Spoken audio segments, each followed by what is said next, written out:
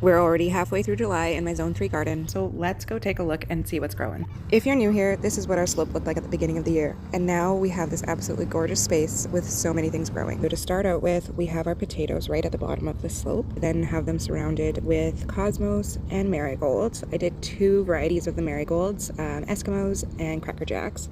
And then just off to the side, I have my corn, and my fear of planting too close to the cedar was true. You can tell by the size difference. Then we have our first raised bed that we built into the slope, and this one has peppers, carrots, beets, cucumbers, and bush beans.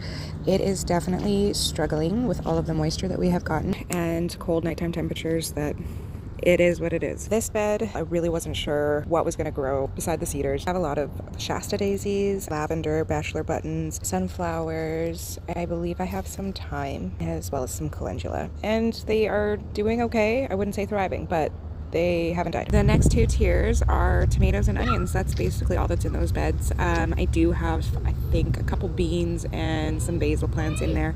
I'm trying out a new method for trellising my tomatoes this year, and it's kind of my take on the Florida weave. It seems to be working so far. I also did a couple tomatoes just in some containers, and they seem to be the ones that are absolutely thriving. And I cannot wait for all the cherry tomatoes. And then moving towards the fountain, I have a little herb flower garden. In this bed, I've got sage, pinks, rosemary, and a little bit of thyme as well. Heading back up to the top tier, I have a little cluster of cucumbers and turnips. These are all kind of nestled in underneath of the crabapple tree that we have. And then I have another container tomato. I think this one is Bonnie's Best. It is also just very happy.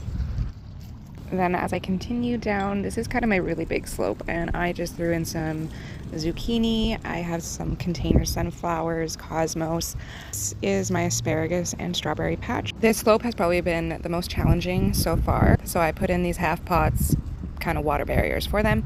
I have cantaloupe, watermelon, asters, celery, oregano, and I believe there's some wildflowers up there somewhere. And then there's this side of the slope. I couldn't let it be bare all season. I threw in some yellow squash and spaghetti squash, and I have a pumpkin up there as well. So again, we'll see what happens. I am not holding out too much hope.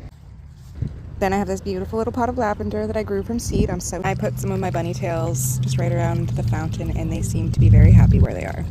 Some nasturtiums just up above the bunny tails, and they're the only ones that I had germinate.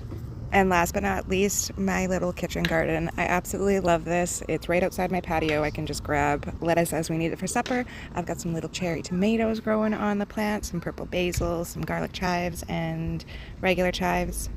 It's perfect.